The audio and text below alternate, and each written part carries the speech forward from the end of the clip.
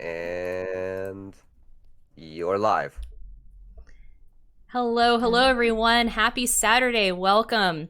Thank you, everyone, for tuning in to Hallowspeed today, hosted by Thunderthon. We're about to get more spooky in Louisiana with Resident Evil 7. With me today, I have the wonderful and amazing Cat Link. Hello, everyone. She will also be getting spooky with us. Just a little bit. Just a tad. But yes, we will be running Resident Evil 7 New Game Easy, and if the bonus incentive is met, we will run the Not a Hero DLC run. So get those donations in if you want to see Mr. Boulder punching Chris Redfield run through some salt mines to catch Lucas Baker. So good stuff. It's only to get to 400 pounds, correct? Or we are just missing 85 pounds, actually. Oh, we're getting close. We're almost there. I want to see that happen. We got, what, an hour and a half? We got this. We got about an hour and a half to make it happen. Speaking of donations towards that incentive, we actually just got a 20-pound donation from RevZeer saying, good luck, Mar. Oh, thank you so much, Rev. There it is. Let's see more happen. Thank you very much.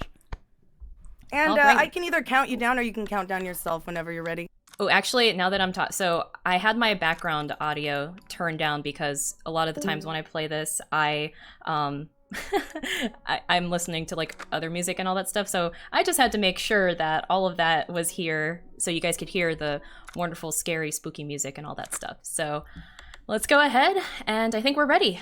You ready, Kat? Oh, I'm more than ready. Let's do this. All right, let's go. So we'll count it down. 3, 2, 1, and go. And good luck. Yeah. There we go. Good luck, have fun. Hey, baby. Hey, baby. Oh. I'm actually playing, so you may notice right away, we're playing in Japanese because we are running the Sarah D version, which is the Japanese censored version. Basically, all the runners, a lot of the top runners will run this version because it saves around 25 seconds. So here we are running. I was gonna say, we won't be able to see those changes. We won't be able to see what makes that faster until a little bit later, but we get to enjoy Mia and Ethan and everyone in Japanese. Yep. It's quite the treat. My favorite language by far has to be the Italian version because Ethan's screams are just the most hilarious thing. If you have not played this game in Italian, please do. I honestly think that's the one. I think that's the one language I haven't played it in. I've played it in German, I've played it in Spanish, I've played it in French, Japanese. I think Italian is the one I haven't played it in. Oh my god, you have to play it in Italian. I promise you will have nothing but good laughs. All right, you all hear that? Next time we're gonna be playing it in Italian. But yeah. Oh my god, did we hit that incentive though? It looks like we are getting a lot of donations rolling in. Speaking of roll, we have Roll Critical Fit with a £20 donation saying, this goes out to Marphoria from all your fans over at the RevSir Discord. Aw, thank you, Roll. You're a and good I think guy. That went... Oh, sorry to interrupt. Oh, no, you're good. I think that actually went to the Zoe incentive, though. So right now we're saving Zoe. Oh goodness. Oh, good old Zoe. Oh. Now, I haven't saved Zoe in an actual speedrun of mine, but I did mess with it a little bit just to see like the time difference. It is about a 2 to 3 minute time difference if you choose Zoe, which is why we don't choose Zoe. But people like to see it casually or in marathons or something like that. So yeah, if you guys want to see what that looks like, feel free to save Zoe instead. It's just, I think for most of us anyways, when we're doing the run, it's like an instinct to just go towards Mia. But if it ends up being Zoe, I mean, we're gonna make it happen. Yeah, so what's funny, when you get to that choice, you're like, Ethan's kind of like staring at the middle, but if you're just like forcing your mouse to the left side, you'll be picking Mia. It's kind of impossible to pick Zoe unless you intentionally do so. So yeah, you guys are gonna have to save me from my muscle memory if you guys choose Zoe. Yeah, we're gonna have to really force it there. So I was gonna say we didn't introduce Ethan or anything like that, but there's not a whole lot to introduce. He's kind of your normal run-of-the-mill guy. He's not who just has a fascination with one style of vocabulary, but you know.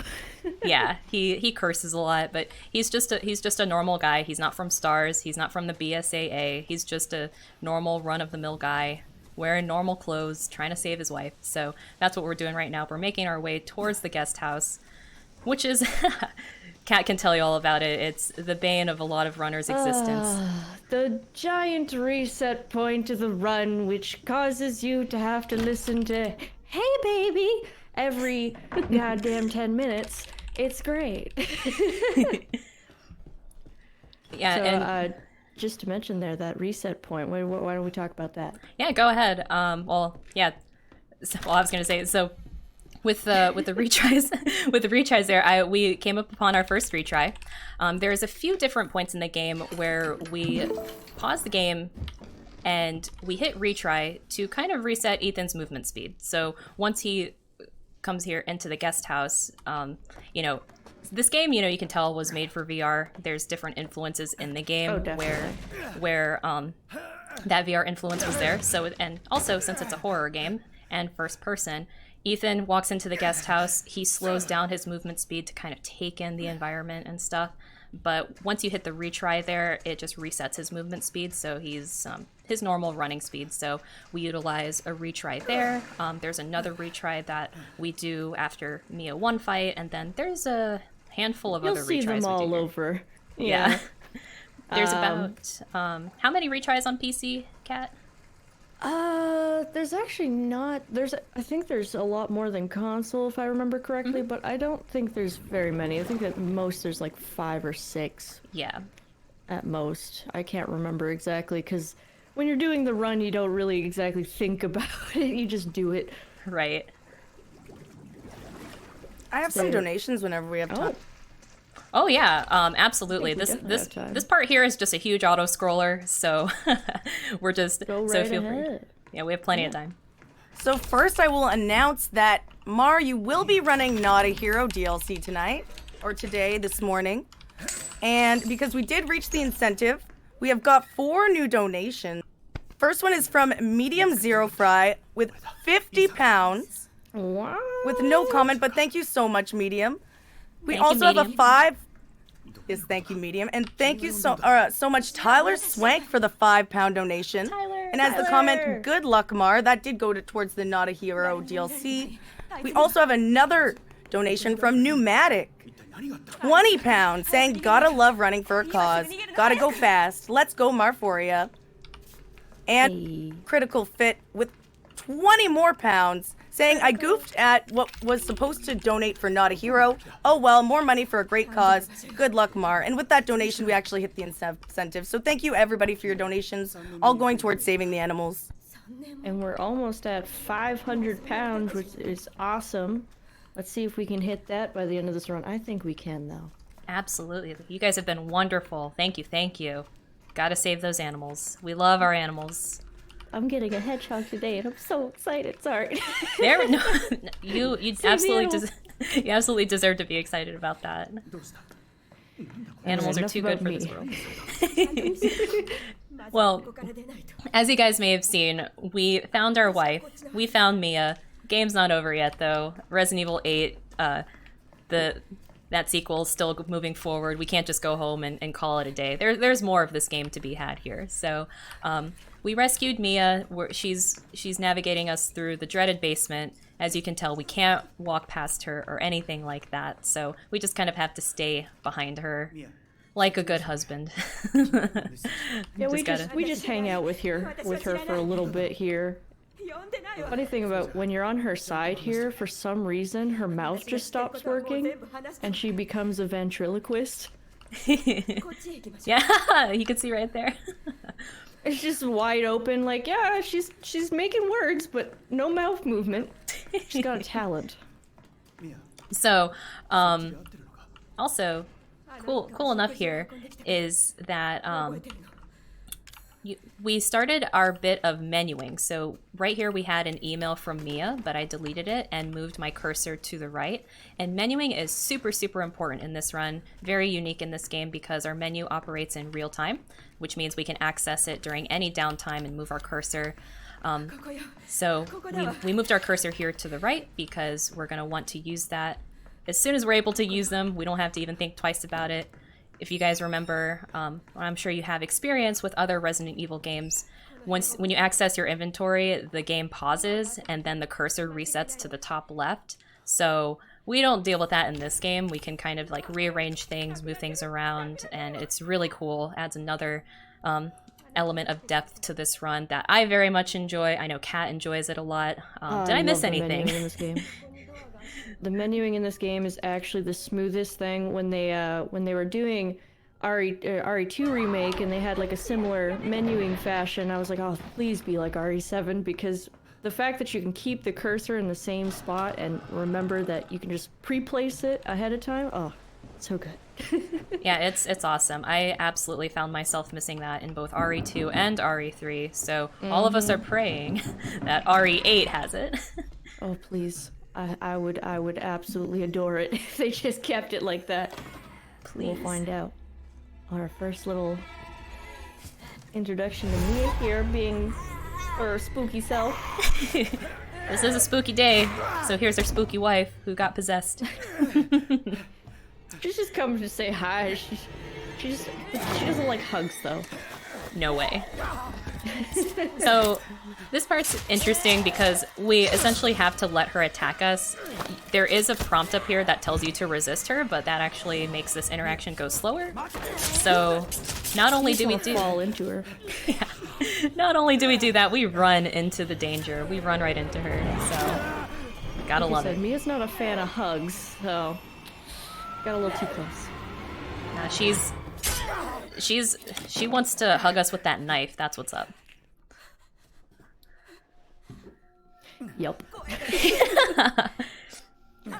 We're about to do like a little trick here. So basically Mar wants to get Mia up as fast as possible, and usually there's like a few things you gotta do, but instead she's gonna do a little maneuver to get her up real quick. Yeah, we essentially want her up on the first possible frame. Everyone does it differently. I definitely do it in my own special way. No one else does it this way, but I don't even think 30 FPS truly works here, but I still do. Because everyone's FOV is a little different too, so like when you try to copy someone else, you're just like, wait.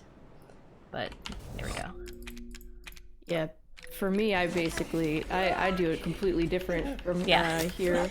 I look at a spot in the ground and then I go between that spot and her leg, and I just kind of keep going back and forth, and usually she gets up. Would you like to explain the axe damage here, Kat? So the axe is basically tied to frame rate. It's kind of like the knife in RE2 Remake, as basically the same thing. So the higher the frame rate, the more damage the axe does. So you may hit her once, but with the higher frame rate, you're basically hitting her like 6 or 8 or 9 or 10 times. It's insane.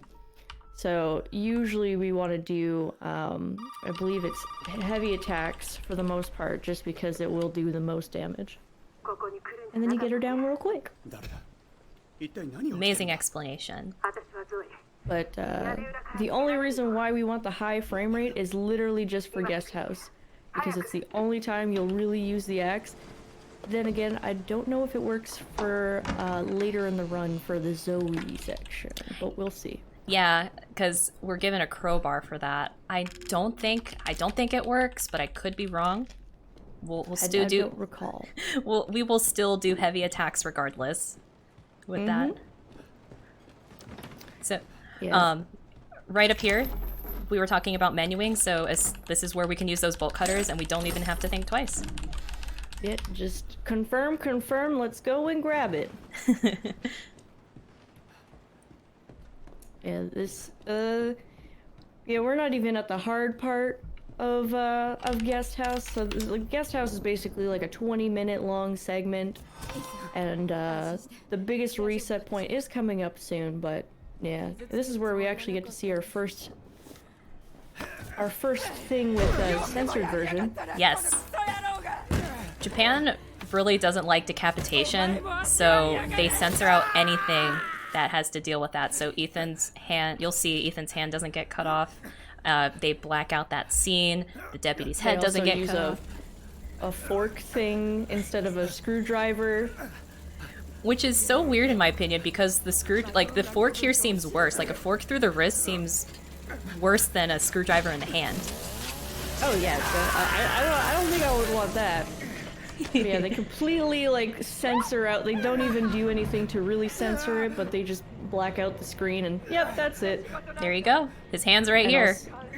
And his hand like bugs out.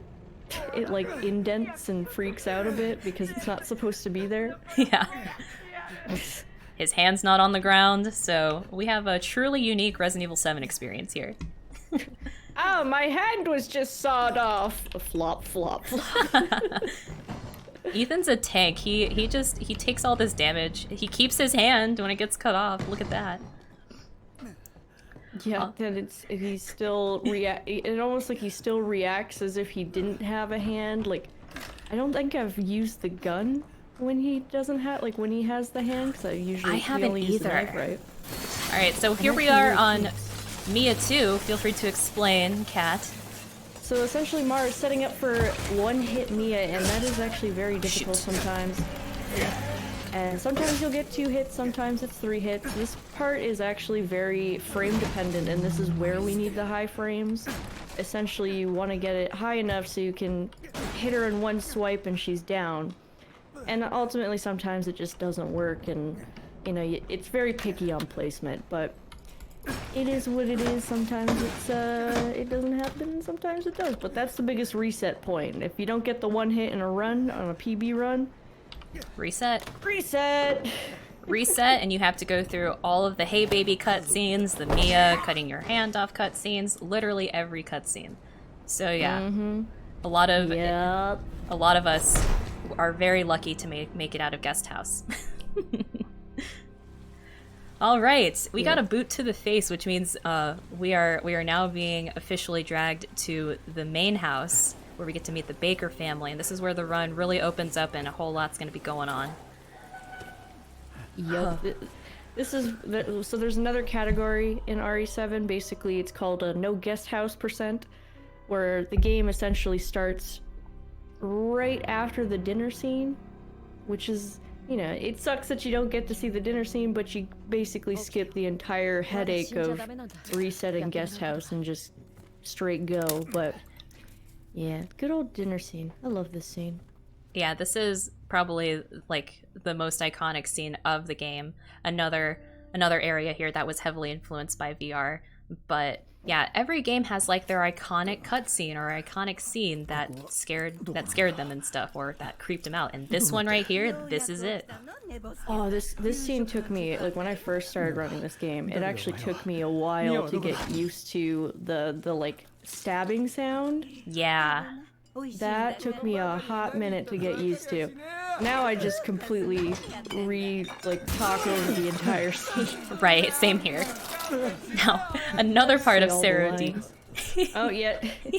Oh, that's a nice arm you got there. Yeah, Lucas usually gets his arm cut off there, but as you can see, it's kind of all mangled and chilling there. Yummy, yummy food. Looks like shrimp, though. Yeah, kinda. I mean, we're in the south, so you know, could be shrimp. Could be like a really mixed thing of jambalaya or something. I don't know. Now everyone's gonna hate us because they won't be able to look at shrimp the same. I already don't look at shrimp the same.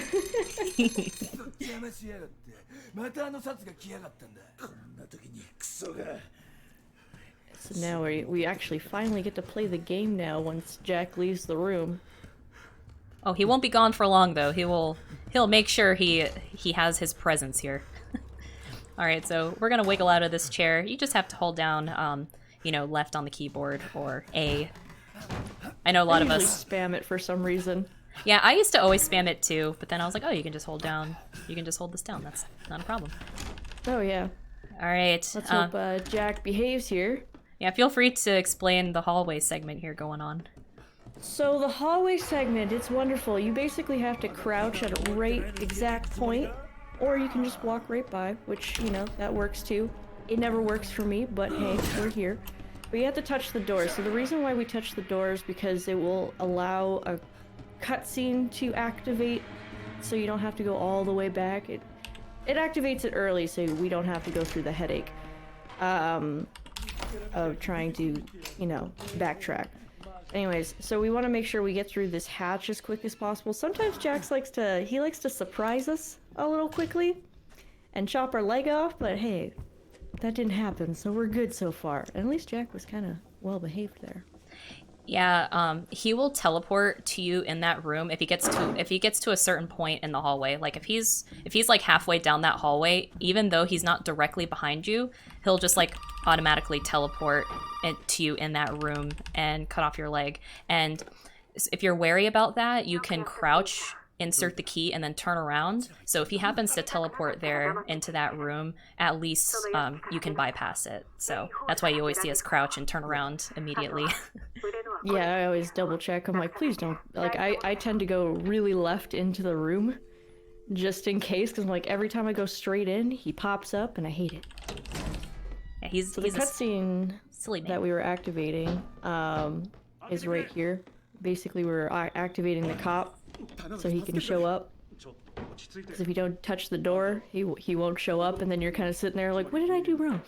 Yeah, because Ethan, this game is very trigger heavy and event heavy, and if you don't do certain actions or certain events, then other things won't happen in the game. So we can break the game a little bit, but not too much. You can't deviate too far off of it. So it was found that the trigger for this cutscene is touching that door, that big double door, and then that pillar there in the kitchen, and that will get the deputy to spawn right here. Yep, exactly. Deputy Chevelle is what I like to call him. Now, what's really funny, Ethan here will ask for a gun, because right now we're weaponless, we have nothing. But if you run this game on New Game Plus, before you get to this part, you usually go to your item box and pick up that circular saw, that Albert gun, infinite ammo, so you're loaded.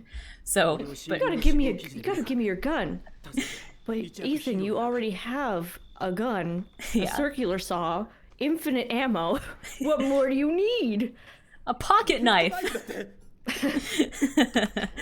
What am I gonna do with a knife? And then instantly runs the entire game knife only. That part always makes me laugh, doing knife only runs. Yeah, I haven't really done those, but I know they're a great challenge. Especially like the Ethan must die knife only runs. I've been wanting to do one of those. The biggest pain for knife only is literally the Marge bug pit. Yes. Because you're spamming for like 30 minutes. Yeah, because that's like a timed fight, I think. Like you just wait for her to fall or something. Yeah, pretty much. It's annoying. I hate it. Never doing knife only ever again. So, here's another instance of Sarah D. The cop doesn't get his head sliced in half. He just has a very shocked face. But he's fine. Alrighty, would you like to explain Jack 1 here? So Jack 1, essentially, we want to make sure we grab the gun, and then once we grab the gun, we grab the key, get into the car, and we want to do as much damage as possible while he's getting into the car, so that way when we go to shoot his head, he will instantly crash. Otherwise, he'll try and do some 360s on you real quick. Yeah, he'll go all over this garage. Oh yeah, quick and simple fight though. It's literally probably the easiest fight in the run, which is really nice. But sometimes Jack likes to be a little bit of a pain and get stuck behind the shelf. It happens to me so much, and I hate it. But you didn't do that this time, thank goodness. Yeah, that shelf lock there is also a run killer and reset point, but in a marathon setting, we can just retry and we're right there behind that garage door again. So it's not too bad. But Yeah, It's for not a too- marathon, it's Yeah. really not too bad. But for when you're doing PB pace runs and that happens, it's like, well, hey baby, I'm back. Back to hey baby. Mm-hmm. Alrighty. So since we're doing new game, Mar has like a bunch of ammo pickup spots that she needs to focus on. So there's specific shotgun shells that she's gonna want to get, which are, you know, they're easily placed during the route, which is really convenient, thankfully. New Game Plus, obviously, you don't have to worry about that, but I actually like the whole ammo pickup. Yeah, it keeps you kind of focused on something else other than like boss fights. It just kind of gives you that another element. It's like, oh, I have to make sure I pick up these and I pick up that item and all that stuff. It's just all the ammo pickups are conveniently placed along the route. But the thing with shotgun shells, they're pretty rare. So, and we have a set amount we have to use for each boss fight. So we have to make sure to not use too many shotgun shells or empty them out or anything like that. Because all of our strats revolve around those ammo pickups. Basically, don't miss. Yes. Just don't miss and you're fine. No potato Or- aim. Or no iframes. Iframes are also a killer sometimes, but yeah. Alrighty. Are we doing the out of bounds? We are doing out of bounds. Would you like So to? excited. Would you like We'll get to? to see some magic. Yeah. Would you like to explain our whole thing here? Because Mar's gonna go into focus mode for that. Alright, so we're gonna do a little bit of a magic trick here. So we have a whole setup that we need to do in order for that to happen. So we need to basically do everything here really quickly and make sure that, you know, Jack doesn't go crazy on the table. Ooh, he went to the dining room though. I shot too late. All right, come on, sir. Oh, that's okay. Sometimes he'll go into the dining room and be a little slow, which kind of sucks, but we want him to follow us. Come here, Jack. Come here, boy. Good boy. Alright, and we're gonna want to shoot his leg real quick to stall him. So we stall him because unfortunately we wouldn't be able to do the shadow puzzle, which, again, this game is very trigger happy. So you need to get the shadow puzzle done, open up the gate, and then we continue to the setup. So the setup is essentially, it's a whole little thing, but it's really not that hard. We're gonna use the stairs, essentially, so Jack will push us out a little bit. You'll see in a minute. It's super cool. I love it.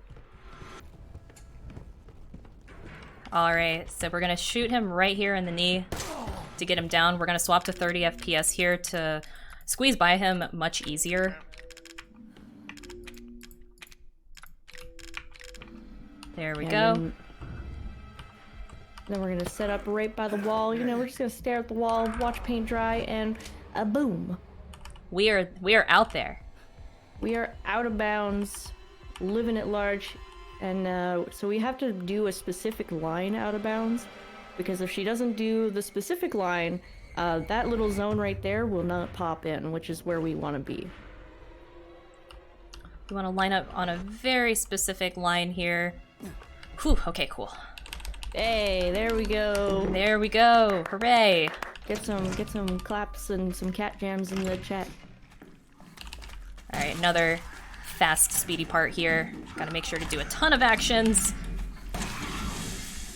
Yeah, so we want to make sure we do this certain puzzle very quickly, because if we don't do the puzzle very quickly, then, you know, that molded might give us some troubles getting that key, but we're all good. Mar's an expert. We're a specialist of sorts. And not only did we have to do a puzzle, we had to make enhanced ammo while doing that puzzle, so it can be a little stressful, but it's all good. Yeah. Especially with the molded being right there, so it's a little stressful, but we got it. Got it. Now we're getting into Jack 2. More focus mode. Yeah, so Jack 2 right here is essentially, he's a picky one. This fight can be hit or miss sometimes, but that's okay. So we want to shoot him 4 times in the head here, and once we shoot him 4 times in the head, he should go down. We're gonna unload the ammo clip, and as soon as we unload the ammo clip, we reload, do some quick, lightning fast menuing, and then we grab that chainsaw. So we're gonna use that as our weapon here We want to get him set up just perfectly. Crouch real quick. Do some clicks onto the head because that's where the most damage happens, obviously. Oh, we're gonna want to get him down on his knees, and once he's down on his knees, we gotta hit him in a certain spot to make him go boom. Oh my god! Oh shoot, I was too slow. Oh no! I was It's too okay. slow. I was too slow. Like I was okay. pressing down. Oh, okay, it's okay. It's okay. We're winging it. It's okay. Little detour is fine. Oh, Jack That's okay. 2 know with the song. When I say Jack 2 is a little bit of a hit or miss sometimes. Sometimes he just doesn't want to do what we want him to do. And that's fine. We got through it. Yeah. We also skipped his whole death animation as well, where you like he kind of like bubbles up in fountains with his like it's a long death scene, but we were able to skip that too. So thankfully we did that. Part of the Setter D version, so usually Jack will like explode and start walking with his legs. So in the Setter D version, he actually doesn't walk at all. He just explodes and falls over, and then you go, which is a huge time save. And not only that, like, not only does he doesn't explode, his whole body is still there. Well, he explodes, his body is there, because in, like, just the normal Steam version, his bottom half of his legs will, like, get up and still walk and all that stuff. It's a lot going on there. Yeah. But we got through it. It's good. And now we're gonna go grab our key. Yeah, we picked up this key. Before that, we picked up more ammo. There was some more shotgun shells there in on the shelf and in a locker that we picked up. That'll help us a little bit later. Is my menuing on? I picked up an herb. What? Oh yeah, sometimes if you're not looking up enough, you'll sometimes pick up that herb, which, it's fine. We got a little bit healthier. Yeah, that was weird. It was kind of funny because I saw, like, I was picking up, like, when you pick up things in this game, you're just spamming F on your keyboard, and I saw, like, the text for the herb get highlighted, but I didn't realize I picked it up, so that's funny. I picked up both. It happens. Yeah, I find if you're looking up, and while you're looking up and you're spamming, you're definitely gonna pick it up. So you have to, like, look up first, then spam. Now we got our dog heads and our broken shotgun. Yeah, I'm excited for the broken shotgun because this is, like, it's the most, besides the Magnum, which we don't really talk about because Magnum in this game, but if you thought shotgun ammo was rare, yeah, Magnum ammo is just nowhere to be seen. yeah, so it's good for, like, boss fights, I think, but yeah, I feel like shotgun is my favorite weapon in this game. This double barrel shotgun, to be specific. I love this gun. So there's 2 shotguns in the game. There's a 2-shot shotgun, and then there's a 4-shot shotgun. So the 4, like, you would think the 4 shots, like for the 4-bullet shotgun would be a lot better. No. Put that gun away. Go get a repair kit underneath the house, repair that broken shotgun, and you got yourself a boomstick. It's so great. It's so powerful, and it uses the same shotgun ammo, so you don't have to worry about that. But yeah, it's wonderful. It will kill pretty much anything, like if you shoot him in the head. And repair kits, like, you think of it's like, oh, this thing's broken, I probably have to jump through hoops and all this stuff to find the thing to fix this. Nope, you get a free repair kit right under the house, so we're lucky. Yep. And like with new game, you don't even have to, like, New Game Plus, you gotta worry about constantly switching between your circular saw and your Albert and your this and your that. Where shotgun, new game, that's all you gotta worry about. It's shotgun and using the pistol occasionally. Yeah. Simple. What's funny is we really don't use the pistol too much. Like, I'll open it up now. This handgun ammo that I have here loaded, that's all I have for the rest of the game. That is it. I don't pick up any more handgun bullets. You see right above it, we have enhanced ammo. I'm not gonna load that yet because I don't need it right now, but we just really use this handgun for enhanced ammo, but our main weapon is this bad boy right here. Yup. Good And- old enhanced ammo, which we didn't even use, like, at the beginning of New Game, we didn't even really use the pistol, like, enhanced ammo, until we discovered that it's actually faster to use it for a certain fight. Oh, also, Sneevil, if we happen to have any donations, feel free to read some if you got any. So no new donations right now. However, yeah, we're still saving Zoe for the Save Zoe or Mia incentive. And I just want to give a reminder for our charity. So we are raising money for, sorry, just give me a second, actually. You're good. My computer shut down earlier and then I lost my prompt. Oh, no. that's okay. You're fine. Save the animals, chat. Save thieves. Donate. Save the Donate to doggos. save the animals. Save the doggos. Save the cats. Save the hedgehogs. Save Zoe. Zoe is actually Cat's hedgehog's name, Actually. right? I find that really funny because I didn't think about it until I was just like, wait. Yeah. Save Zoe. Wait, we're saving Zoe. We're doing it anyway. Oh goodness, these centipedes. I guess save the centipedes too? I guess, which is really funny because those centipedes are only really seen in Japan. But for whatever reason, they're in the south of the states. They're in Louisiana, in the Gulf. Yeah, for whatever reason, they're here. Alright, we're gonna crank that soldier boy with our crank. It's Gotta just, get that crank. we're just using it to lift a few bridges and stuff like that. Trying to hopefully avoid, Bugs go ahead. Behave. trying to avoid Miss Marguerite, creepy bug lady. She's blind as a bat, I swear. Like, sometimes you can just walk right by her and she doesn't even notice. Speaking of such, we actually have to walk right by her up here. Hopefully we don't aggro her. Taking a very specific path for that. Cool. Alright, good.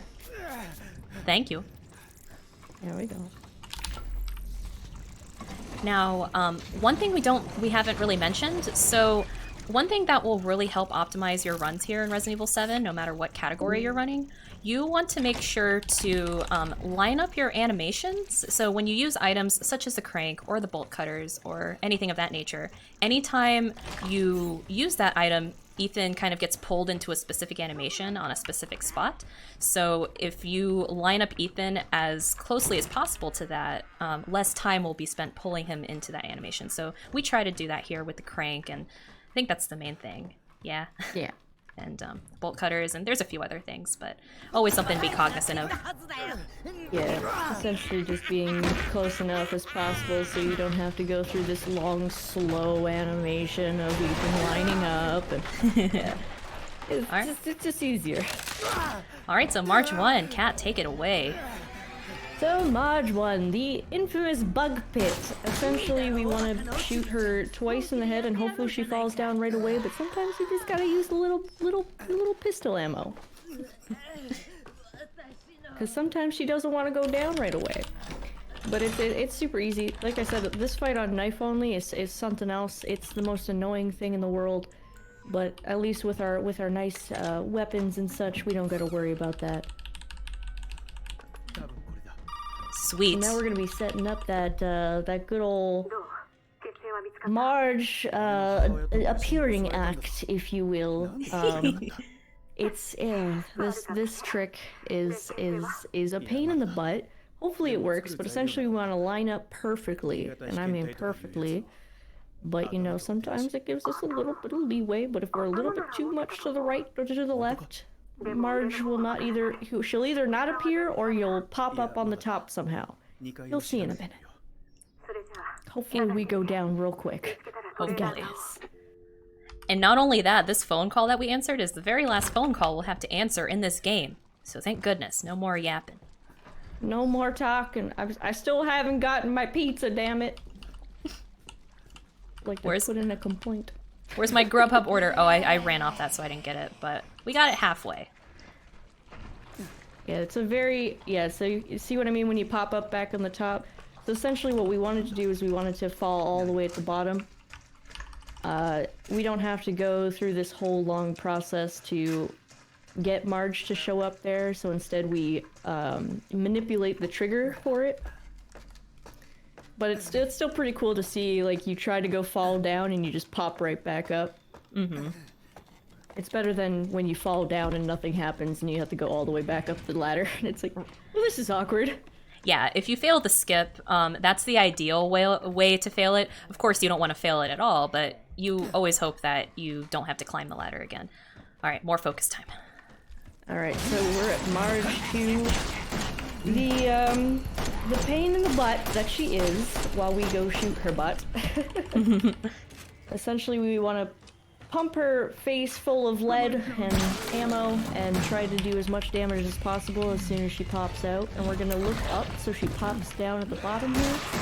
Because depending on where you're looking, she will actually spawn where you're not looking, essentially. So we want to make her pop up in that hole there. And now we're just going to be focusing a lot of damage onto her sack, belly sack thing. I don't know what to call her, nest. And hopefully she behaves here. Easy peasy lemon squeezy. There she goes. Mara's done it. And that's March 2, everyone. Mar has killed. Very clean. Thank you. Mar has annihilated the Marge. There you go. That was very clean. That was very, very good. Better than what I could do, because every time I try to do this on a marathon run, it's just like, no, Marge is gonna be a pain. Yeah, that one can be so with that fight, you're actually doing a lot of like manipulation, like movement manipulation and stuff like that. You don't want to you want to stand close to her. You don't want to get too far, especially when she's up in the ceiling. If you're too far, like when she jumps up to the ceiling, if you're too far back, she does kind of like this backflip and she doesn't do what you want. And then for those last shots there, you want to be directly in front of her, shooting her in the head and shooting her in the nest and all that stuff, because if you're too far away from her, or if you're at a place you're not supposed to be, then she'll just turn around and start walking away, and you won't be able to do as much damage as you want. So you're actually you're manipulating her quite a bit in that fight. Yeah, placement is very, very important there. And you discover it after a while of, running the game for a bit to see where's a good place to stand and where's a not good place to stand, but it's not too rough as long as you stand relatively close to her. And another thing that makes that fight as smooth and clean as quick as possible is if you do the reload cancel, because the shotgun has a really reload animation. But during that fight, you basically want to spam the block button as soon as you see Ethan put in that second shell, and that'll save you like a second or two, and that makes sure that you get all of those shots into her. Yeah, exactly. We just got the D series Mar. That's right. Mar has her nickname as D series Mar, which is that thing is called the D series arm. Yeah. It is one of 2 ingredients for the serum, and Mar is only 3. It's the same letters as arm, so yeah, there you go. Do we have time? Speedrunner lore. Sorry, do we have time for any donations? We have 2 new ones actually. Sure. Yeah, we got time. All right, so we got one from Chad Thorson, a donation with 2 words: Save Zoe. So that obviously went to the Save Zoe incentive. And Revsir donated £5, said, "Nah, we memeing, Save Zoe." Goodness. So it looks like it is unanimous so far. My goodness, yes, Save Zoe, she's wonderful. And about how long until that part comes up? We still got a bit, like quite a bit of time. I'd say we have about like 20 minutes until, like 15 or 20 minutes until that point. Yeah, we still got some time. We gotta go through this house again and do a few other things, but we'll let you know when it's right before. Mm-hmm. Awesome. Alrighty, so we're here back into the basement where it's significantly darker and moldy and scary, and we want to get out of here as soon as possible. Yes. And this is where another SetOD thing happens, where there's a whole moment where you have to go get a key out of a body. Yeah, we're not gonna do that. We're just gonna completely ignore the body and just go grab the key off of a table, because for whatever reason they're like, no, we're not gonna. There's no body here. What are you talking about? The body never happened. Here's the key though. Take a key. Yep, the head's still on the body and everything. In like this non-censored version, the head's just completely gone, and you have to stick your head in there and all gross and stuff. Yeah, it's actually, even if things like that don't gross you out in video games, that one is pretty graphic. So, because like the sounds and everything all like that. squishy and stuff. Yeah. Ugh. No, thank you. So, thank you, Sarah D. Yeah, and that saves about, oh god, that's like the biggest time save, because the animation of getting the arm or the key out of the body is like 20 seconds or something, 17 seconds. Mm-hmm. So that's it's a pretty good time save. Quite a bit. Save the limbs, save the time. There you go. Yeah. And So whenever now- we have time, we have a couple. Yeah, go ahead. Yeah, go All for it. right. So we have one donation from Zoe Best Girl. It is a £3, and the comment is, name says it all, Keck. I think we get what you mean there. Yep. And we also have a £2 donation from Lurkhouse13. Says, gotta put some towards saving Mia. You know, Lurk Jam Jam. Club, thank you, club. Thank you, club. Yeah, thank you everybody for the donations. We are very, very close to 500 pounds. Or like, I'm really bad at math. $12 away. Oh, not anymore. No? Oh no, Oh, we shit. just got a £17 donation in from Roll Critical Fit. Oh, Saying, let's crit. break 500, gotta go fast. Hey, Thank there you, Roll. she is. There we go. Thank you, everyone. All going towards a Awesome. great cause. Thank you. Thank you, everyone. Yeah, so just to explain what just happened a little bit there. So, like we said earlier, this game is very trigger happy, so we actually had to go do that clock puzzle, because if we didn't do the clock puzzle, it wouldn't allow, like, the TV area here wouldn't spawn, and you basically things won't happen and you can't progress without doing that puzzle. So we have to do that real quick before continuing, because the game's picky like that. Well said. And what's really great, so I know for a lot of folks, the ability to not skip cutscenes, it's a drag. I get it, because, you know, we want to go fast, we don't want to spend time in cutscenes. But you know what? Especially this cutscene, because it's like, you know, a few minutes long, they're good for bathroom breaks, they're good for Oh my snack god, breaks. this is my favorite bathroom break Yeah. cutscene. Like, you know, as soon as you sit down, like you press F and get on this TV, you're like, okay guys, I'm going to the bathroom, I'll be right back. Yeah, if I don't have to go to the washroom, I just love reenacting this cutscene just because Lucas is so insane and like just a fun character. In my opinion, he's the best character in RE7 just because he's so crazy. Yeah, like, Jack is my favorite character in RE7, but Lucas is definitely, like, he's up there. Okay, sorry guys. You guys can see it, I'm just, no thanks. Oh yeah, yeah. If you're sensitive to people pulling out nails, I would look away. If you're sensitive to that, I'm sorry. Yeah, like, I usually in my streams, I look up here, because you can make him look up there, but, you know, marathons, I'll let you guys see it, but I can't watch that. Like, it's too close to real life. I can't watch it. Yeah, for the first little while, it took me a bit to get used to, but after like over 1,000 hours of this game, it starts to become one giant blur. Still can't do it. Still can't do it. Like, the sound is enough for me, so I just don't want to see it on top of that. That's fair. And we get to learn what Ethan's favorite word is. It's true. In just a moment. Ethan and his wonderful vocabulary. Not just that, like, he's sitting so close to the TV. Like, his face is all up in it, so, I mean, it's his fault for sitting this close when it explodes. You might hurt his eyes if he does that, but no. Alright, I'm going into focus mode so I don't have potato aim. Feel free to explain what's going on in this area, Cat. So we're going to be doing a little thing called the bomb section. So basically we want to use what ammo we have left of the regular ammo, not the enhanced, to do specific shots on the bombs here.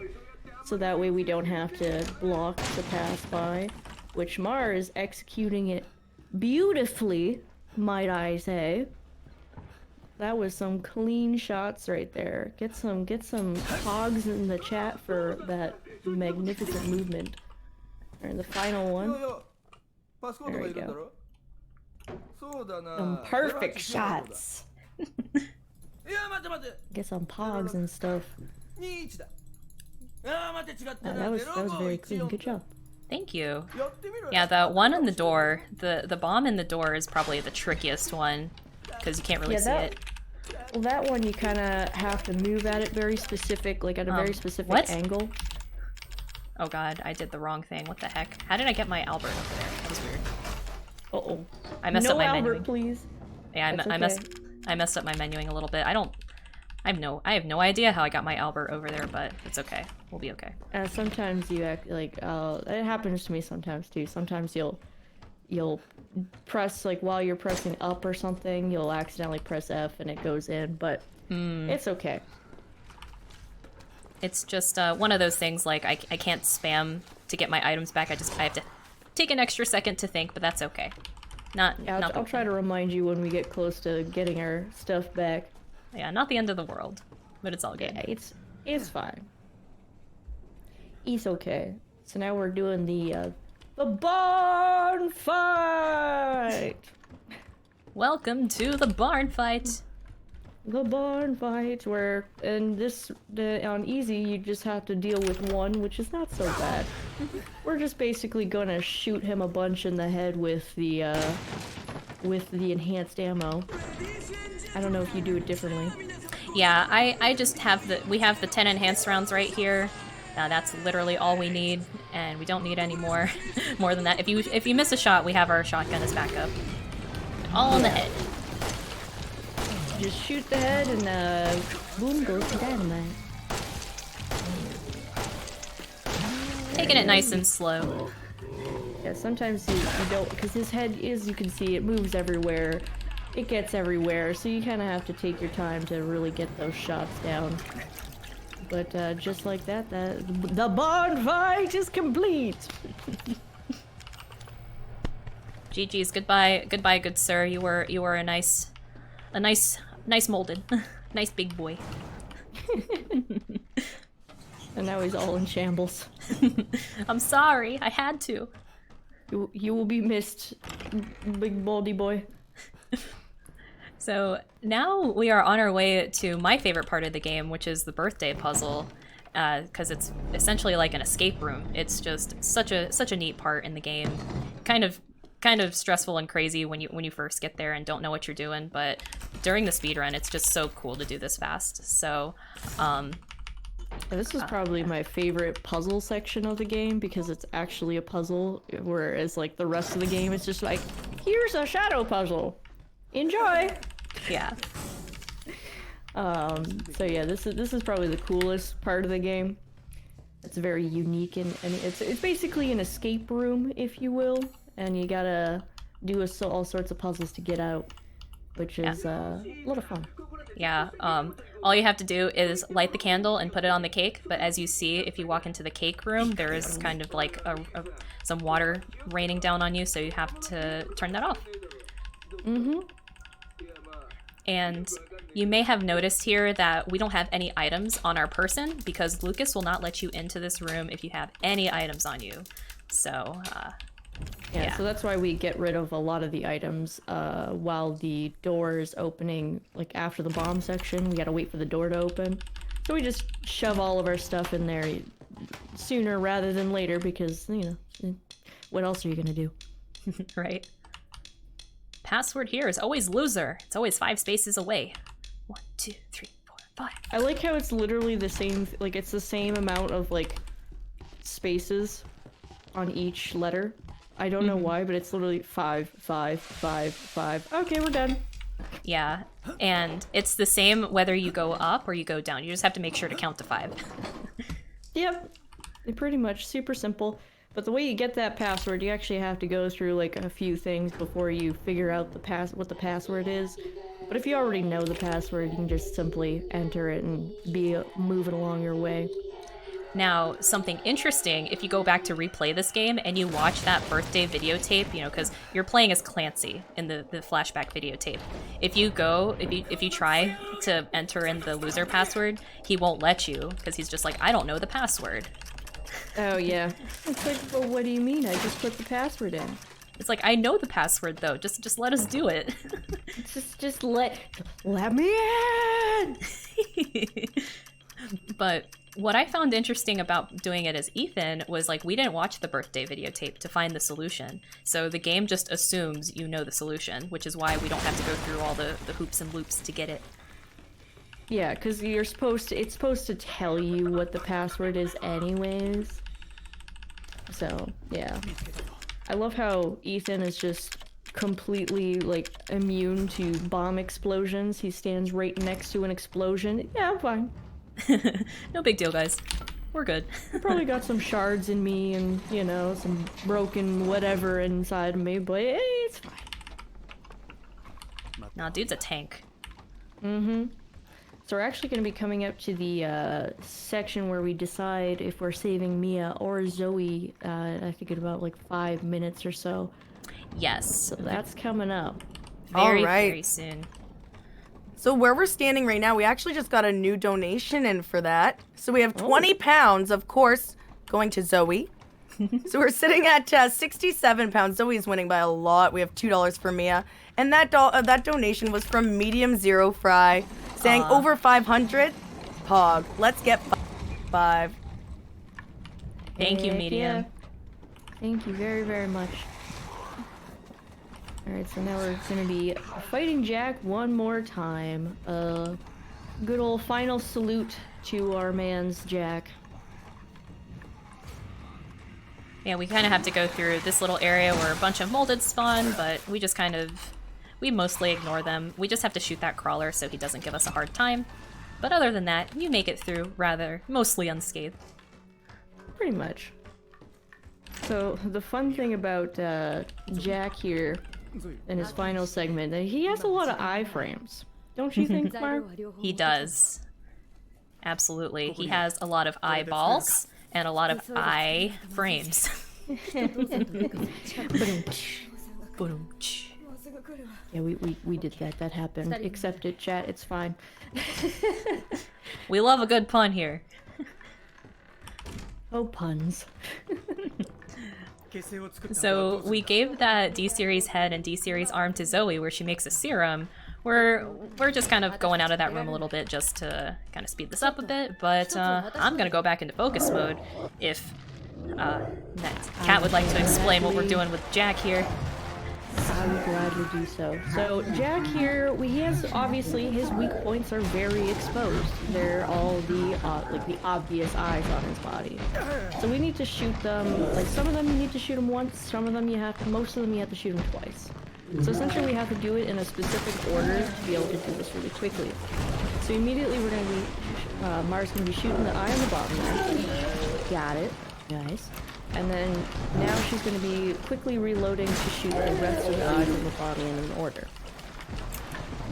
Very simple, very hard, but Jack here can sometimes be stubborn with his iframes. So we're going to be very careful and not shoot too quickly or else the iframes will kind of bug out. You have to reload and shoot again. So far so good. Right there. So, but if you do run out of shotgun shells, or if you don't have enough, there is shotgun ammo laying around, which is very nice. Usually you shouldn't run out of shotgun ammo, but in this case, we're golden. So we're gonna grab that shotgun ammo right there for later. Bang, bang, oh! Jack is on. Sweet. That's probably one of the cleanest fights we've had in a while. Yeah, that was a very, very clean Jack 3. Good job. Thank you. Clap claps. There we go. Easy peasy. And that is the last we'll ever hear from Jack. Jack is now finito. We're just gonna stab him real quick with a serum because Zoe told us to, but then she freaks out at us later. So for next time, whenever I speedrun this again, I have, and if I do my fight exactly like that, I have nearly a 6-second time save. So hope we get that next time. I believe you can do it. We shall. All right, so yeah, that fight it can be a pain because of the iframes, but that was very clean, very well done. Now we're going to the sleeper section of the game that most people say it is, I guess because it is, but now we get to decide if we save Zoe or Mia, and I think we all know what the decision was on that. Chad, I think you made it very, very clear who we're saving. all right. We actually have 10 more pounds towards that, so it's very unanimous. All right, to the right. This is so weird. Cure Zoe. Hi Zoe, what's up? Hey girl, long time no see. It's been a while since we saved you. Yeah, I've never saved her during a speedrun, so this is new to me. You're gonna get to the section on the boat where you're just like, oh yeah, that's right, I did do that. Yeah, because this part's different, this cutscene's different. The ship section is the same, but then once you get to a specific part, you're like, oh, that's right, this is different because we saved Zoe instead. So, yeah. Goodbye, Mia. Good old Zoe. Later, wife. Hello, woman we just met. Bye, wife. We just came here to save you, but you know what? I changed my mind. Yeah. Yeah. So the interesting thing here, anyway, is that saving Zoe is actually canon. That gets like basically later explained in the DLC. End of Zoe, I believe. Well, saving Mia is canon. Yeah. Yeah. So saving Zoe is just like, it's just the bad choice. Like, literally, you're not supposed to save Zoe. It's because people die, everyone dies, and then you're just like, well, shoot. I guess it's just me now. The consequences of saving Zoe are tremendous. It's crazy. It's like Zoe dies, Mia dies, you're left alone. But if you save Mia, Zoe lives, Mia lives. Everyone lives. So saving Mia is like saving Zoe. But we'll get to see here shortly why saving Zoe is a bad idea. Yeah, and why we just don't do it in a speedrun. And I've actually, like, when I used to run this game, a lot of people are like, oh, why isn't there a save Zoe %? What, can we just do a save Zoe %? And it's like, see, we could, but the thing is, not a lot changes. You just add time on top of, like, the run. Yeah. And you'll see in a little bit once we get there, but it's not really a huge. There's not really any reason to save Zoe. It's just an extra added thing. The cool thing is that at least you get to see Mia again. You get to have some quality time with Mia. You get to hey baby one last time. And there goes Zoe. So chat. Rip. You didn't actually save Zoe. That's what happened. And that's what happens. You don't actually save her, chat. You actually kind of did the opposite. That's okay. What's Thank you really very much for all the donations. Yeah, thank you for still. I mean, because one, it's always fun to see different things, and not just that, you guys donated towards saving the animals. So I mean, True. It's all positive here. All positive. But F's in the chat for Zoe though. For real. F's in the chat for poor Zoe. Pour we one out tried for our Zoe. best. Now, All right, it's the boat section, right? Yeah, I was gonna say, like, what's really silly, like, once you start up this boat section, you're starting it as Mia, and I know my first initial thought is, like, how did Mia get here if we didn't save her? Was she just kind of trailing behind, swimming behind the boat? Yeah, no, she's used to the swamp water, so she'll go swimming. She'll go swim with the alligators. Or, you know how, like, in Tony Hawk games, what is it called? Skitching? Where you kind of grab onto the back of, like, a truck or a car or something while you're on a skateboard. And, you know, people did that, you know, IRL and all that stuff. So sometimes I try to imagine, it's like, oh, maybe she just grabbed onto the boat. Maybe, just I don't know. Her. The theories. Alrighty, so Kat earlier said that this is the resident sleeper section, and this is why, because the pace has slowed down tremendously, and we have no items.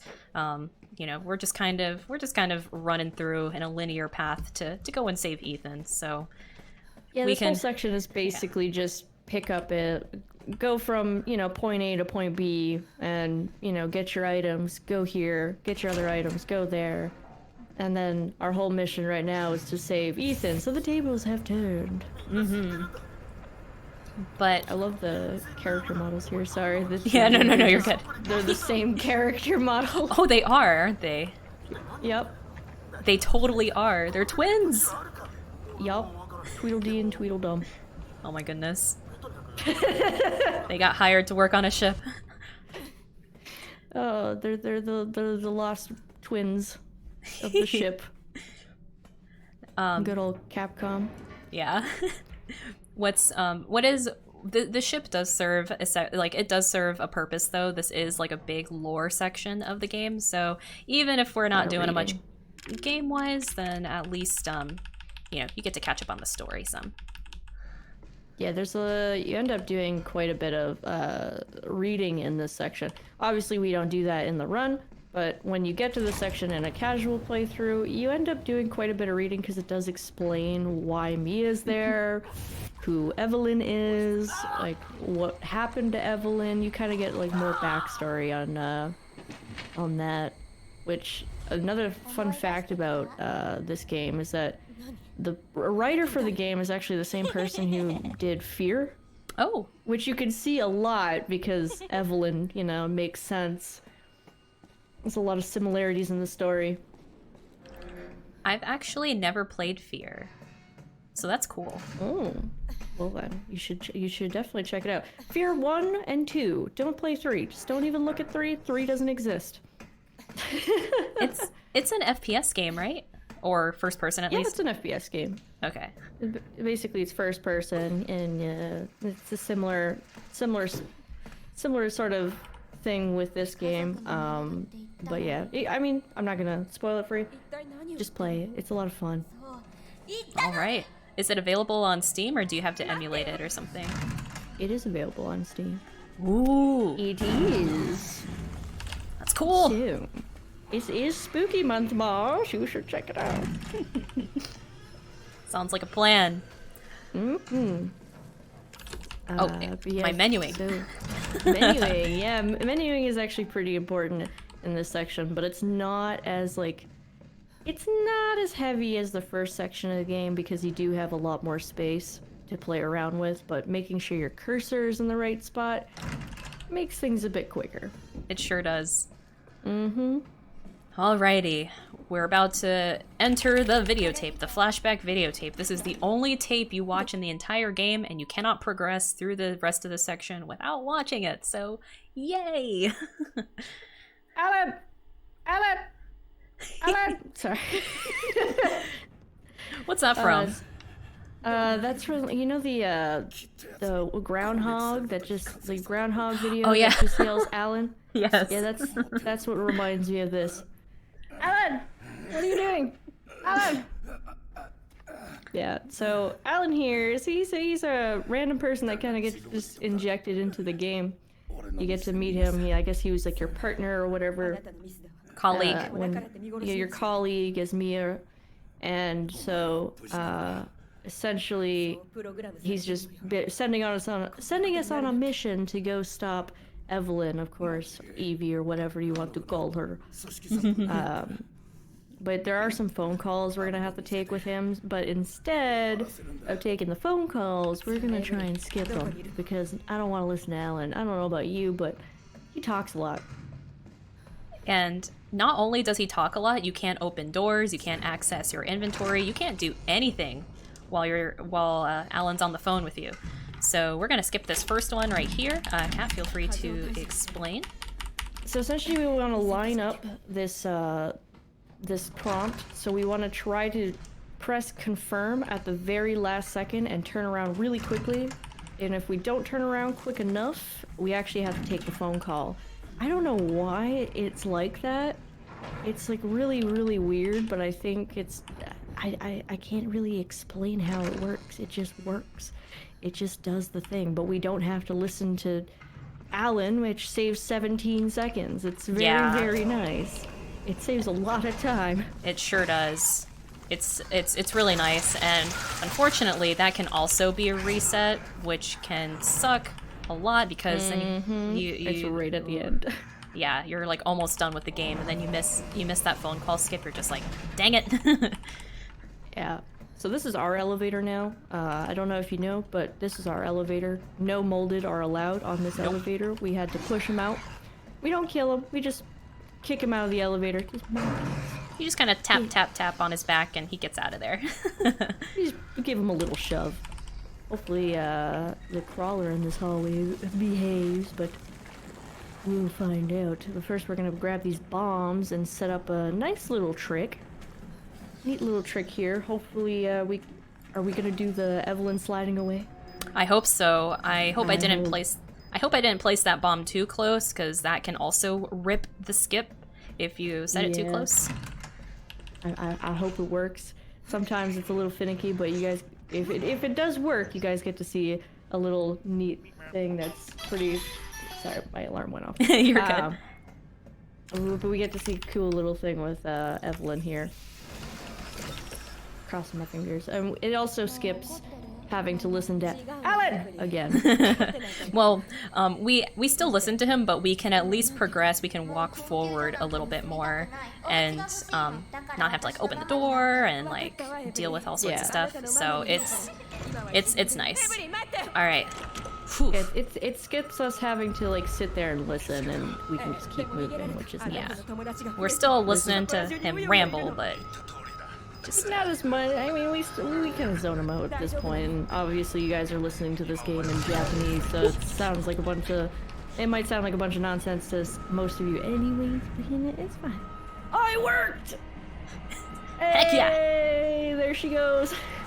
I love that trick. I don't know why it's so weird why that happens, but I absolutely adore that trick. It's funny because she just slides away. Yeah, she's just like, okay. Oh, hi, bye, just sliding on out. Yeah, because I think, so a lot of the enemies and, like, the characters in this game that aren't Ethan or Mia, when they go out of a scene, they'll actually be on a track system. So, like, Jack will be on a track system. Marge is definitely, I know, on a track system. So when she goes into a hole, she'll actually slide over to the next hole. Like, she won't move, she just slides over. So it's a similar thing with Evelyn. When she's out of frame, she'll just slide off to her next destination and, like, be placed where she needs to be placed. That's so strange, but that's awesome.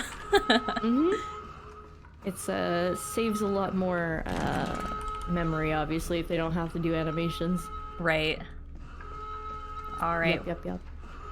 Almost done here. Excuse me, sir. Thank you. Oof. You worked, thank goodness. Nice. Yeah, that molded sometimes if you, I think sometimes he'll do a quick attack, and when he does, since you're already kind of damaged, he'll end up making Mia limp, and the thing with Mia limping versus Ethan is that Mia takes a lot longer to heal, like progressively heal back to normal. So you have to either have a heal on hand to go faster, or wait it out, which can take like 2 minutes. Yeah. Of Mia just limping, and it's annoying. your health, like anytime you take damage, no matter what difficulty you're playing in this game, your health will regen after a certain period of time. So if you get knocked into that crit health where you see like that bloody vignette and it's pulsing and you hear the heartbeat, it takes a few seconds for Ethan to get out of that. Like you're still gonna be in danger, but you won't be limping. And but yeah, Mia, she takes forever for her health to regen, so you're basically limping up until you get to Alan here and you're just like, go faster, please. Yeah, please go. Yeah, I found on the Center D version as well, the interesting thing is that I find the limp is a lot faster in the Center D version. Oh, is it? Yeah, like I've noticed that, like when I went from the Steam version to the Center D version, the limping animation wasn't really there. Like your character isn't really doing that. It's mostly just a normal walk, but it's a tad, like it's a touch bit slower. Yeah.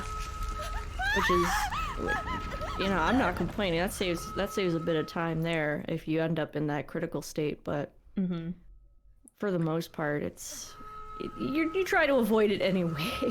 Yeah. Thankfully, we didn't get knocked into crit here, so that's good. But now we're infected with mold. Oh no!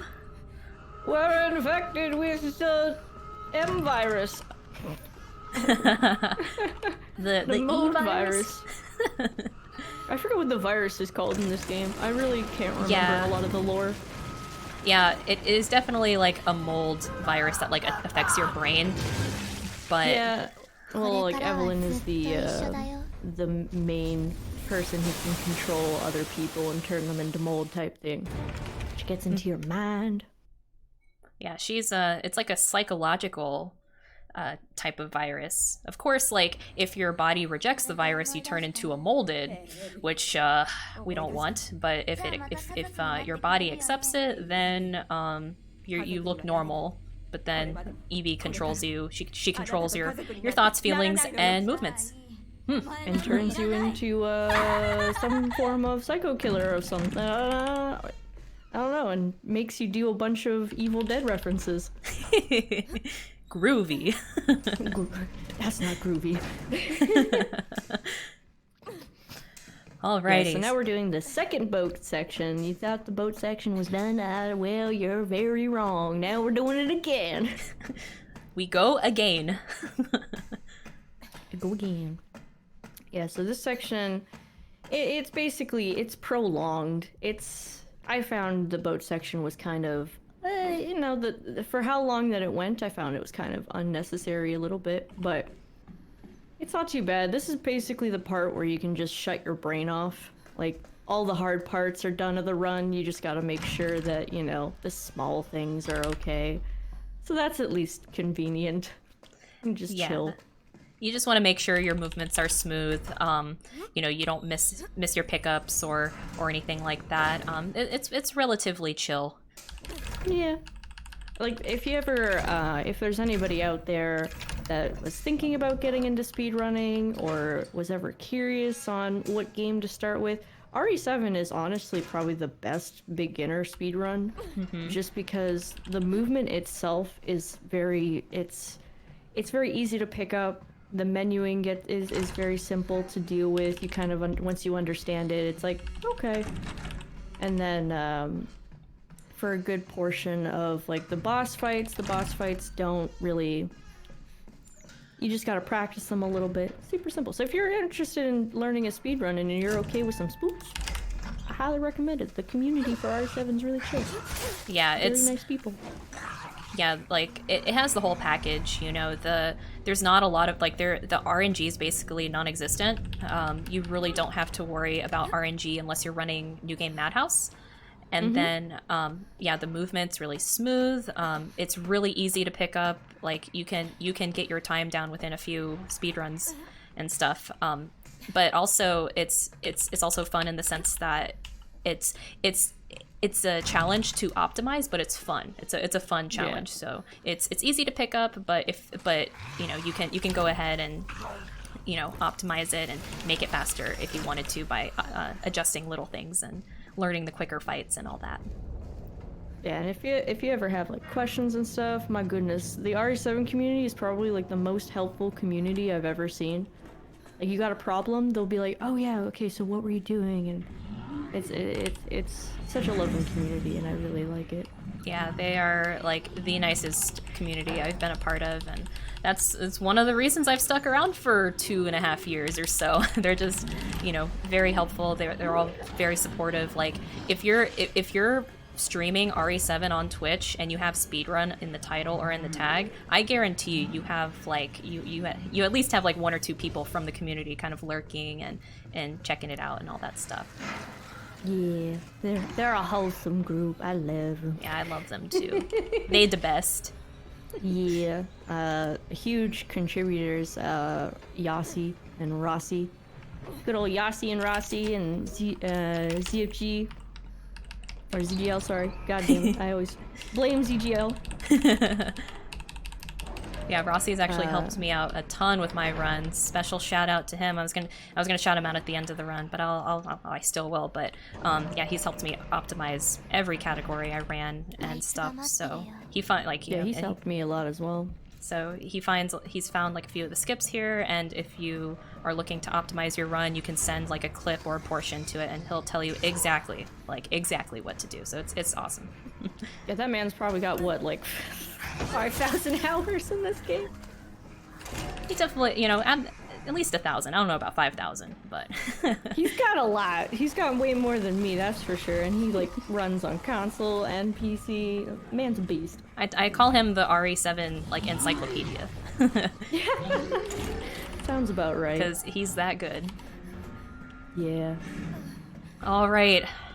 We're coming to the end of the boat section. Everybody get excited. Get excited because you get to see what happens with the Zoe thing.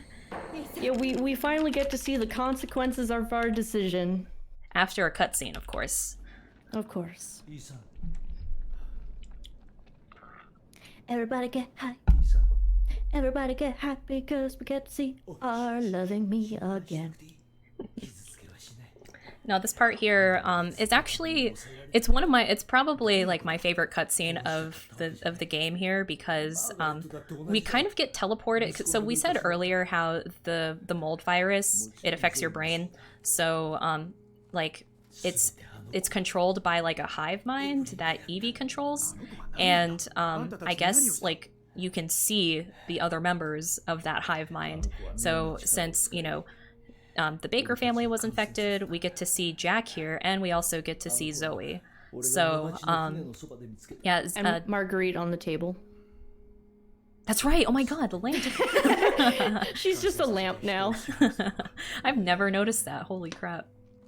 But, yeah, Jack is kind of talking to you, letting you know, like, his family isn't bad, and they're not, you know, they're not these sadistic killers, but Lucas is, but Jack isn't. Lucas is a whole other thing, and we'll find out more about him in Not a Hero. But it's actually very, very sad what happened to the Baker family, because they're actually very, very sweet, and you know, this cutscene explains a lot of what they went through and what they're going through, and like their struggles and everything with the virus and what Evelyn has done. Mm-hmm. But, you know, they were your typical Southern family with big hearts. They had that typical Southern hospitality, because they brought in, we don't see it here or in main game. There is a DLC that kind of serves as a prequel where you see Sisters? that daughters. Oh, it's daughters. I don't know why I always call it sisters. But yeah, daughters, you kind of get to see how Evelyn came into the picture and why she was there, and essentially the Baker family found her and, you know, took her in and gave her clothes and a bed and all sorts of stuff. The Southern hospitality, and then things just kind of went very sideways. Big sad. Big sad.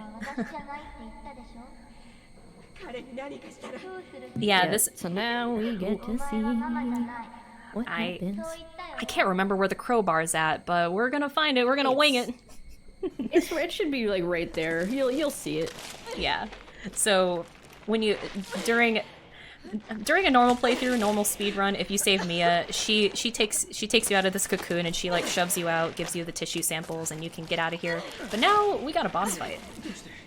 Yep, we got another boss fight. So the funny thing about this this boss fight is essentially you're fighting. You guys remember how we were fighting Mia in the attic? It's basically another one of those fights, but with a crowbar instead of an axe or a gun. Where'd you get the knife? Yeah, I don't know where she gets the weapon from, but she just so happens to have a knife on her for whatever reason. Mia, get down. Oh, there it is.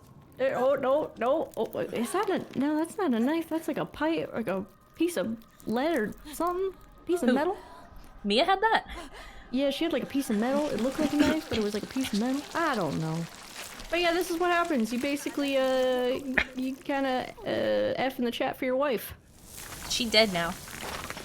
She did. She real dead. But what's crazy... Ethan has no emotions when she crumbles away like that. Yeah. She basically says the same line as she does when she pushes you out. Yeah. But, yeah. Wrong door. There you go. There you go. Yeah, that's why like the one time I did that part, I tried going through the door I came through, because like when you do it normally, like she already like Mia already shoves you out the door. You don't have to think about where to go. But that one is just like, which door again? Oh, it's right here. Yeah, because you're not used to being pushed back in. But now we're going into the salt mines. We're going to get very salty with our shotgun. Yeah, in terms of just normal gameplay, that's not like a boss fight. This is my favorite part of the game because we get to use that shotgun a ton, and we get to headshot all these molded. Headshots for days. And you do get most of all your like items back that you got that you put away at the beginning of the game. Essentially your items get taken away, and then you got to go into a crate and get them all back again. But you get that trusty boomstick back, which is nice. Love that boomstick. We love it. We also get to pick up a grenade launcher. Yes, yeah, you do get the grenade launcher. The grenade launcher we only use basically once.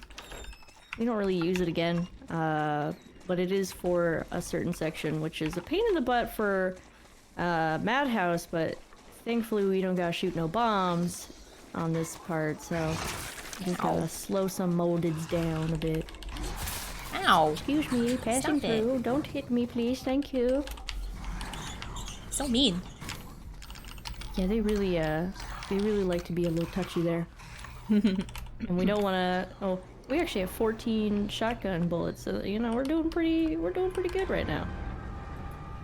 I don't think I picked up any extra ones. So it's weird. Yeah, well, we only need about 6. Either 4, 5, or 6. We need a very small amount for the salt mine section here, so we'll be just fine. Yeah, you don't need a lot in that section, which is nice. So the more extra ammo, the merrier, because we do need to use the shotgun again at the end of the run, which you'll see in due time, because we're coming to the end very shortly. All these molded spawn here, but you don't have to kill them. Yeah, you just walk right by. They're too busy getting up. Yeah, their spawn-in animation just takes a good while, so we don't have to. Yeah, sometimes they spawn in and they quickly snipe you, though. Sometimes they're tricky like that. Especially those crawlers, they can like do that double hit on you. Oh, I hate it. On Madhouse, that was the worst. I hated crawlers on Madhouse. Oh my god. They were essentially a one-hit kill on Madhouse, so... Yup. Very frustrating. Mm-hmm. But, now we're gonna go make a... I think we're making another serum now. We are making the necrotoxin. Sorry, my voice. Oh, you're fine. You're fine. The toxin, the necrotoxin with the... I don't know what that is. Is that like a fetus or something? I don't know what that is. It's... Yeah, I think it's one of this experiments. Mm-hmm. Which they did do quite a lot of experiments, and Evie, I think, was the one that got out of hand. She was the successful experiment that, like Kat said, got out of hand. Yeah, they weren't able to keep her together. She could not be tamed. No. All Yes, we're gonna right. do, I think, our final reset point here. Mm-hmm. Get that extra speed boost.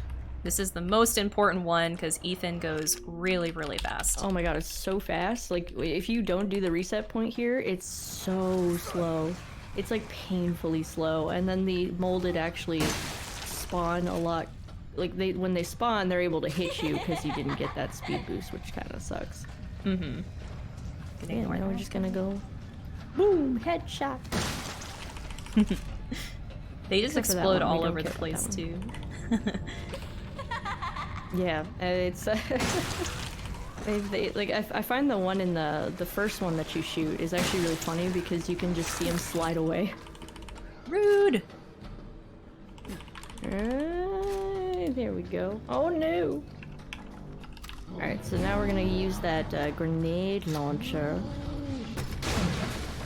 So we're gonna slow down the molded real quick because if they spit on you while you're going up the ladder, yeah, you'll fall back down and you'll have to wait and do it all over again, which kind of sucks. Yeah. Funny thing, when I first started learning this run, I just went straight up the ladder. I didn't even shoot anything, and I got up without getting hit. And I remember people from the RE7 community were like, "What? What? How? That just happened? How did you do that? I just went up, man. I don't know what to tell you." So Back in the house. we are back in the guest house. We have come full circle. We are back where we began. Yep. Mia's just a figment of our imagination, it seems. Just a little bit of a blob. Actually, these are just flashbacks playing. Because I guess, like, yeah, Evie is showing them to us. Yeah. And the only time you get to see Ethan's face, Right. which is very, very, like, you don't really see a lot of his face, but you kind of see it. What's funny? If anyone caught like the Resident Evil 8, like those events and videos and stuff, like from a few weeks back, they showed a screenshot of Ethan from Resident Evil 8. But guess what? He's looking down and there's a shadow on his face, so he's almost like doing this. It's like, come on, guys, let us see Ethan's face. just let us see the damn face already. Yeah, and I really hope RE8's good. Sorry. Oh no, I'm so excited for RE8. We are all very, very much looking forward to that. It is, oh, it looks so good so far. Yes, I'm excited. I hope the game's good, and I hope the run is good because I'm excited to get my hands on that speed run. Oh yeah, same here. And like the beginning, like when a game first comes out and you're finding like the routes and you're doing the labbing and all that stuff, that's always super fun too. So I think we're all gonna have a good time with that. Yes. Please, no one skip the cutscenes. Yeah, we would hope. Don't have to go through long cutscenes again. So right here, we're gonna go inject Evelyn real quick, unless she gives us a little bit of trouble, which is, where I think we're okay. There we go. Easy. Yeah, like, in the salt mines, my health got down pretty low, and I knew at this part it was gonna put me into crit because of those blasts. Like, ideally, you want to make sure you're not like in danger or like orange caution or anything like that, but because of that part, you get more damage taken there. But we made it. We didn't die. Grandma's hair's going a little crazy here. It sure is. It's all spiky. Oh, now she's throwing up on us. Okay, thanks, Grandma. And she's melting. I'm melting. So this is the most, this boss fight, I'm not gonna lie, my first playthrough of this game, I was so disappointed with this fight just because it's the easiest fight. Like, I thought Jak 1 was an easy fight. No. This one's so underwhelming. It's crazy. It was just very anticlimactic. It just had there's no skill to it. There's no like having to do something special about it. It was just shoot her in the face and that's pretty much it. That's it. We're basically done. Yeah, and we're gonna be coming up on time very soon, though. Soon, soon, soon. Yeah, this part right here is just an auto scroller. We can't, there's no amount of damage. You can throw all the ammo you want at her, but it will not speed her up or anything like that. So we just sit here, we relax, we ponder our life choices. Grandma picks us up. Right. Yeah, so once she picks us up, we want to use, obviously we want to use the shotgun, or whatever. Basically, you can use whatever ammo you have and shoot her arm so she can drop you again. And how Ethan survives that fall, I will never understand. He's a tank. Clearly. He's Ethan made of can metal. take so much damage and just be fine. Use him! Alright, we're gonna be coming up on time soon. Here, once we're done shooting Evie, we will let you know. Don't worry, get ready. Get ready, folks. Get ready!